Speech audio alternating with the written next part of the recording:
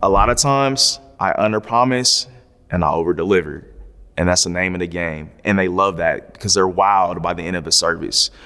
Just the professionalism that has to be established with the customer, the communication piece, the thoroughness. They love how thorough I am because I'm not having to rush to the next job. I actually have it set up to where Oxi Fresh really has it set up to where, we're not really honestly chasing a whole bunch of jobs to make things meet.